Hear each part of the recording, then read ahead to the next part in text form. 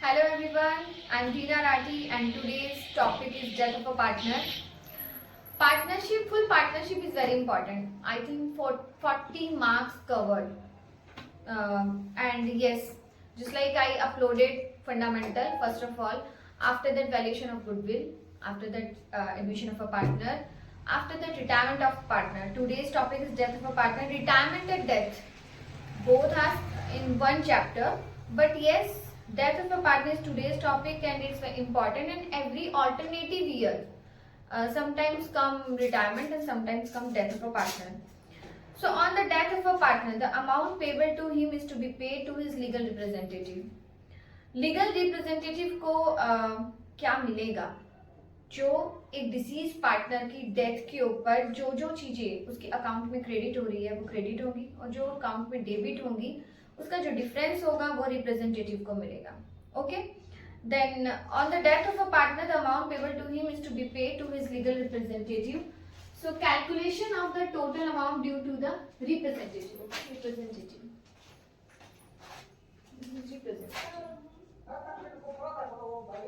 Representative of the deceased partner. First one credit में क्या आएगा? कैपिटल. ओके, कैपिटल क्रेडिट में होगा. कैपिटल क्रेडिट एंड डेबिट दोनों हो सकती है. इफ कंडीशन ये है कि जस्ट लाइक मान लो कि फिक्स्ड कैपिटल मेथड है तो कैपिटल हमेशा क्रेडिट होगी, बट फ्लक्चुएटिंग कैपिटल मेथड है तो capital and current fixed capital method है तो कैपिटल हमेशा क्रेडिट होगी बिकॉज हम करंट अकाउंट सेपरेटली बनाते हैं. But if fluctuating capital method है तो सिर्फ कैपिटल अकाउंट ही बनता है तो क्रेडिट भी हो सकती है, कैपिटल एंड डेबिट भी हो सकती है. ओके, सो क्रेडिट में यदि क्रेडिट है कैपिटल देन आप सबसे पहले कैपिटल को मेंशन करोगे. After that is share of the increase in the value of goodwill of the firm. Firm की जो गुडविल है उसका जो वैल्यूएशन हुआ यदि वो उसमें इंक्रीज हो रही है गुडविल तो उसका part is share of the increase in the value of goodwill. After that interest on capital is provided in the partnership deed. Partnership deed में ये क्लोज होना जरूरी है कि इंटरेस्ट ऑन कैपिटल देंगे. इफ ये क्लोज नहीं है तो गुडविल नहीं मिलेगी, सॉरी इंटरेस्ट ऑन कैपिटल नहीं मिलेगा. So interest on capital is provided in the partnership deed. Number 4 is profit on revaluation. Profit on interest on capital के लिए ये भी याद रखना जस्ट लाइक आपका डीड में भी होना चाहिए और उसकी डेथ तक का ही इंटरेस्ट ऑन कैपिटल मिलेगा. Okay, profit on revaluation. Profit on revaluation जैसे आप रिटायरमेंट में एडमिशन में बना रहे थे सेम ऐसा ही इसमें बनाओगे. आफ्टर दैट रिवैल्यूएशन का जो भी प्रॉफिट होगा या जो भी लॉस होगा वो डिस्ट्रीब्यूट होगा. तो प्रॉफिट ऑन रिवैल्यूएशन जो भी उसका पार्ट होगा वो उसे मिलेगा. मान लीजिए 3:2:1 है और मान लो कि सी जा रहा है 1/6 हो गया तो प्रॉफिट ऑन रिवैल्यूएशन 1/6 उसको मिल जाएगा. Undistributed profit and losses. Undistributed profit and losses mean accumulated profit and loss just like कि इसमें आ रहा है general reserve fund. Okay, after that contingency reserve, workman compensation reserve, investment fluctuation reserve. ये सारी चीजें undistributed profit and loss के अंदर count होगी. सो यहाँ पे सिर्फ मैं प्रॉफिट की बात कर रही हूँ तो ये आपका क्रेडिट हो जाएगा. ये शेयर ऑफ लाइफ पॉलिसी, यदि कोई जॉइंट अकाउंट चल रहा है लाइफ पॉलिसी का तो उसका शेयर. बट अभी ये सीबीएसई एंड आईएससी दोनों ही बोर्ड्स में जो है ये नहीं है. ठीक है, ये आपका सिलेबस में नहीं है. ये share of profit up to the date of his death. उसकी डेथ तक जितना प्रॉफिट अर्न हुआ उसमें उसका शेयर. ये तो हुआ क्रेडिट साइड में. डेबिट में क्या आएगा? First of all drawings, if any drawings है तो इंटरेस्ट ऑन ड्राइंग्स के ऊपर यदि इंटरेस्ट का प्रोविजन है तो interest on drawings. Loss on revaluation, profit है तो हम क्रेडिट करते हैं, यदि लॉस हो रहा है तो डेबिट करेंगे. एक्यूमुलेटेड लॉसेस में क्या है? पीएनएल का डेबिट बैलेंस आता है एंड क्या आता है? Deferred revenue expenditure. Deferred revenue expenditure जो है वो इसके अंदर एक्यूमुलेटेड लॉसेस में आता है. After that reduction in the value of goodwill. If increase in the value of goodwill है तो हम इसे क्रेडिट दिखाते हैं, but reduction in the value of goodwill है तो हम उसे डेबिट करेंगे, जो भी उसका पार्ट होगा. After that loss that may have incurred till the date of his death. Okay, loss that may have incurred till the date of his death, जो उसकी डेथ तक का. इफ प्रॉफिट है तो हम क्रेडिट करेंगे एंड लॉस है तो डेबिट. ओके, अब ये तो मैंने क्रेडिट और डेबिट का जो बताया. और देखिए मेरे हिसाब से मैं जब बोलूँ तो डेथ ऑफ अ पार्टनर बहुत ही इजी है. यदि आपको एडमिशन एंड रिटायरमेंट दोनों अच्छे से आता है तो डेथ में सिर्फ एक ही चीज है जो कैलकुलेशन करने वाली है, वो है प्रॉफिट की कैलकुलेशन. बस ये ओनली प्रॉफिट की कैलकुलेशन है, जिसके बेस कुछ थोड़े बहुत ऊपर नीचे करके दे देता है, क्योंकि इसमें दो बेसिस होते हैं. एक तो होता है टाइम बेसिस, एक होता है टर्नओवर बेसिस. सो अभी मैं आप लोग को दोबारा वही अभी एग्जाम्पल के थ्रू क्लियर करूंगी. सो टाइम बेसिस और sales turnover basis. Okay, calculation of profit two basis है, ऑन टाइम बेसिस और turnover sales basis. And yes, death में यही एक पार्ट है जो कैलकुलेट करने वाला है. अदरवाइज ऑल टॉपिक्स जो है वो एडमिशन और रिटायरमेंट से रिलेटेड ही है. यदि आपको वो दोनों चैप्टर अच्छे से आते हैं तो यहाँ पे बहुत ज्यादा प्रॉब्लम नहीं होती है डेथ ऑफ अ पार्टनर में. ओके, तो on time basis, on turnover sales basis में क्या है, मैं एग्जांपल के थ्रू बताती हूँ. कैलकुलेशन ऑफ प्रॉफिट में फर्स्ट ऑफ ऑल हम लेते हैं ऑन टाइम बेसिस. मान लीजिए फॉर एग्जाम्पल 2016, 17 एंड 18 में 3 इयर्स का प्रॉफिट दे रखा है, that is 60, 1 lakh and 1 lakh 10. Question में आपको बोला है कि 3 इयर्स का एवरेज बेस पे जो है आपको उसकी डेथ तक का प्रॉफिट कैलकुलेट करना है. मतलब कि हमें प्रीवियस 3 ईयर का जो एवरेज है इन तीनों का 60 plus 1 lakh plus 1 lakh 10 by 3, it means this is 90,000. It means previous 3 years का एवरेज है 90,000. तो 90,000. अब मान लीजिए कि 1 जून को इसकी डेथ हो रही है. एबीसी 3 पार्टनर है, मान लीजिए कि सी की डेथ हो रही है 1 जून को. ठीक है, 1 जून को डेथ हो रही है. तो हमने क्या किया, प्रीवियस 3 इयर्स का हमने सबसे पहले एवरेज लिया. After that 90,000 multiply 2/12. क्यों लिया, बिकॉज ये तो 90,000 तो 3 इयर्स का एवरेज है. अब इसकी डेथ तक कितना हुआ, 2/12, दैट इज 7,500. ओके, सो अभी मान लीजिए एबीसी इनका रेशियो 1:1 है, या मान लो रेशियो नहीं दिया है तो हमें इक्वल प्रोपोर्शन में लेना है. It means C 1/3. तो हम एंट्री क्या पास करेंगे, PNL suspense account debit to C capital account. हमने पीएनएल सस्पेंस इसलिए यूज किया है बिकॉज अभी तक पीएनएल बना नहीं है. मिड में या फिर स्टार्ट में या 2 मंथ के बाद या 3 मंथ के बाद यदि किसी पार्टनर की डेथ हो रही है तो वो पीएनएल सस्पेंस के हिसाब से ही शो होगा, सस्पेंस के नाम से ही शो होगा. और ये आपको जो बैलेंस शीट बनेगी जो रिमेनिंग पार्टनर्स की, उसमें एसेट में दिखाया जाएगा पीएनएल सस्पेंस अकाउंट 2,500, क्योंकि इसमें आपका प्रॉफिट 2,500 से रिड्यूस हो गया है, डेबिट बैलेंस चला गया है, इसलिए हम इसे एसेट में दिखाएंगे बैलेंस शीट में. ये तो हुआ on time basis. On turnover और सेल्स बेसिस में क्या है, दो तरीके से मैंने बोला ना कि प्रॉफिट की कैलकुलेशन होती है. First of all on time basis and second one is on turnover sales basis. मान लीजिए 3 पार्टनर है ए बी सी, 2:1 जो है इनका रेशियो है. मान लीजिए कि यहाँ पे बी एक्सपायर हो गया.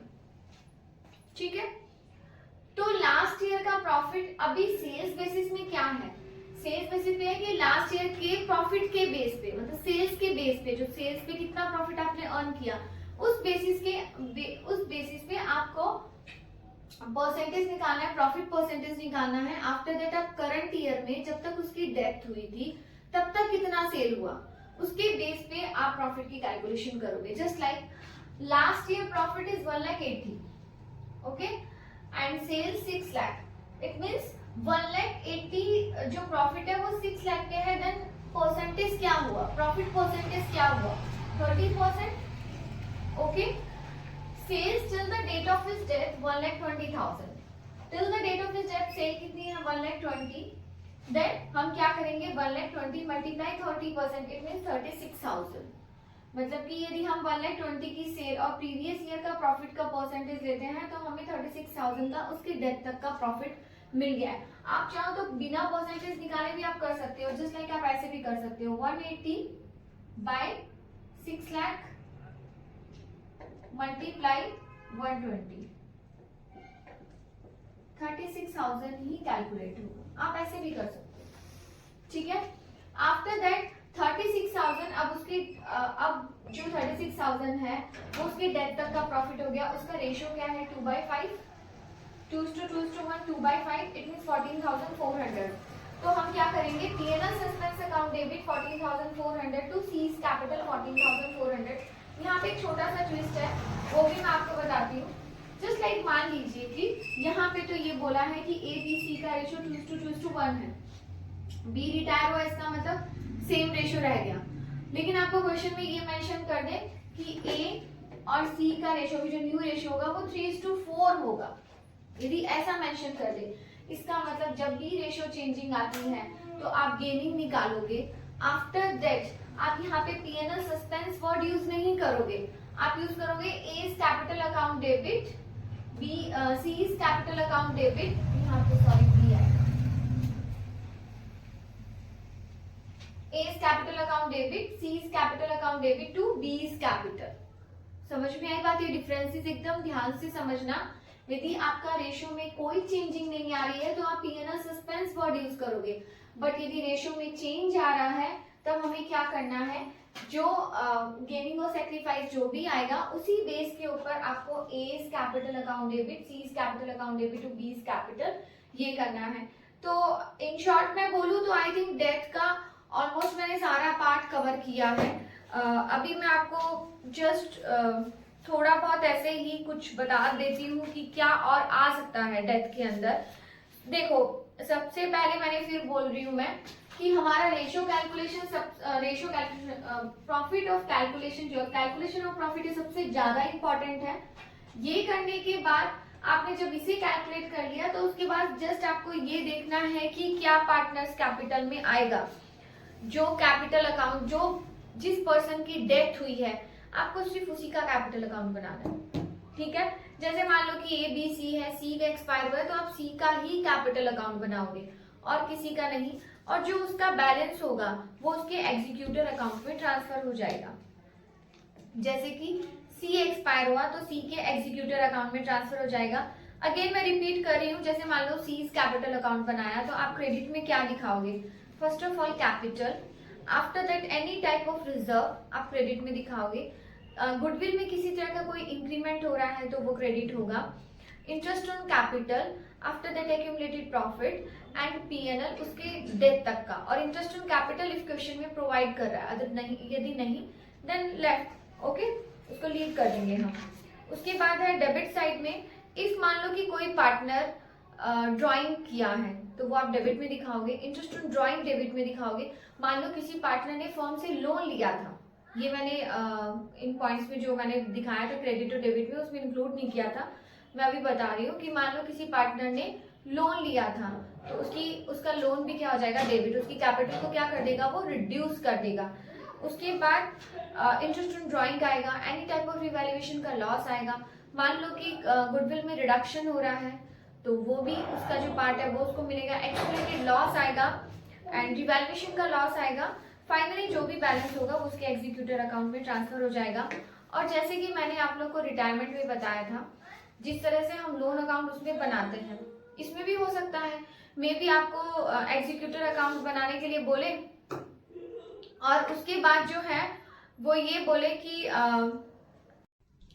जस्ट लाइक एग्जीक्यूटर अकाउंट में मान लो 70,000 का बैलेंस है, एग्जीक्यूटर अकाउंट में ट्रांसफर हो, उसमें सेम वैसे ही जैसे रिटायरमेंट में किया था, हो सकता है कि बोले 20,000 का पेमेंट किया, आफ्टर दैट 50 बैलेंस रह गया, तो 50 बैलेंस जो रहा वो भी इंस्टॉलमेंट में पे हो सकता है विद इंटरेस्ट, जैसे हमने रिटायरमेंट में किया था। सेम प्रोसेस है, कोई भी डिफरेंस नहीं है। सेम वैसे ही वो 6 मंथ से भी पे कर सकता है, क्वार्टरली भी पे कर सकता है एंड ईयरली भी पे कर सकता है। इट्स डिपेंड कि क्वेश्चन में क्या पूछता है, आपको वैसे ही लोन अकाउंट बनाना है। ओके, सो यस, अगेन मैं बोल रही हूँ कि रिटायरमेंट और डेथ में रिटायरमेंट ज़्यादा इंपॉर्टेंट है, नो डाउट रिटायरमेंट बहुत ज़्यादा इंपॉर्टेंट है। एंड इतना ज़्यादा ही क्वेश्चन पूछा जाता है बिकॉज इसमें कैपिटल एडजस्टमेंट रिटायरमेंट का बहुत इंपॉर्टेंट है। डेथ में कैपिटल एडजस्टमेंट नहीं है, सो डेथ बहुत कम पूछते हैं, बट ओके ऑल्टरनेटिव यदि कुछ पूछे रिटायरमेंट के साथ तो यस डेथ ही बनता है। और मान लो आपको चॉइस देता है तो रिटायरमेंट के साथ या तो वो रिटायरमेंट का सेकंड क्वेश्चन देगा, अदरवाइज वो डेथ देगा। एंड यस डेफिनेटली यदि चॉइस देगा तो डेथ ही देगा। और यदि डेथ का अकाउंट दे रहा है तो 100% लोन अकाउंट भी पूछेगा, क्योंकि वो इतना छोटा नहीं पूछेगा कि जस्ट लाइक आपका एग्जीक्यूटर अकाउंट बन गया और क्वेश्चन खत्म, ऐसा नहीं होगा। फिर तो आप ऐसे सोच लो ये 5 to 7 मिनट में क्वेश्चन ही हो जाएगा, इतना इजी क्वेश्चन नहीं होगा। एंड रिटायरमेंट एडमिशन फंडामेंटल ये जनरल एंट्री बेस्ड है, और जनरल एंट्री बेस्ड क्वेश्चन जो है वो एग्जाम में ज्यादा आते हैं, क्योंकि सीबीएसई एंड आईएससी दोनों ही बोर्ड्स में हमेशा ये चीज नोटिस करना कि जो भी पेपर होगा वो लेंदी होगा, आपको करने में टाइम लगेगा। ऐसे नहीं है कि आपने 2 आवर्स में आप करके बैठ गए, ऐसा नहीं होगा। चाहे कितनी भी प्रैक्टिस हो आपकी, आपको वो जो भी पेपर आईएससी का सीबीएसई का दोनों टाइम टेकिंग होता है। सो ये चीज थोड़ा सा ध्यान में रखिए। मैं आपको अभी फिर बोलूंगी कि जो आप एग्जाम की प्रिपरेशन कर रहे हैं उसमें आप ये चीज ध्यान रखिए कि एग्जाम की प्रिपरेशन के टाइम में आप टाइम देखकर, वॉच देखकर सम करिए। जस्ट लाइक कि मुझे 15 मिनट में क्वेश्चन करना है, आप ए सेक्शन बी सेक्शन में कितना टाइम दे रहे हो, ए में कितना दे रहे हो, बी में कितना दे रहे हो, ये सारी चीजें जो है डिटरमाइंड होके आफ्टर दैट आप लास्ट ईयर का पेपर, उसे लास्ट ईयर का प्रीवियस पेपर सॉल्व करो और आप देखो कि आपका 2 और 45 मिनट में कंप्लीट हो रहा है कि नहीं। एटलीस्ट 15 मिनट आपका रिवीजन जस्ट लाइक आपका रीचेक करने के लिए होना चाहिए। और यस जो मैंने बताया अभी, जितने मैं वीडियोस अपलोड करी, आप लोग को कोई भी डाउट लग रहा है आप मुझे कमेंट बॉक्स में मेंशन कर सकते हो इजीली। कोई तरह का आप क्वेश्चन चाहते हो कि मैं समझाऊं तो भी आप कमेंट बॉक्स में मेंशन कर सकते हो। But first of all please आप मेरे चैनल को लाइक, शेयर और सब्सक्राइब करें। मुझे मोटिवेशन चाहिए, आप लोग के सब्सक्रिप्शन से ही मुझे मोटिवेशन मिलेगा। और कमेंट जब मुझे मिलते हैं तो मुझे लगता है कि यस शायद मैंने कुछ अच्छा किया, अच्छा समझाया, तभी आपको समझ में आया है। सो आप लोग का सपोर्ट चाहिए यदि आप आगे भी मेरे वीडियोस चाहते हैं तो। Thank you so much.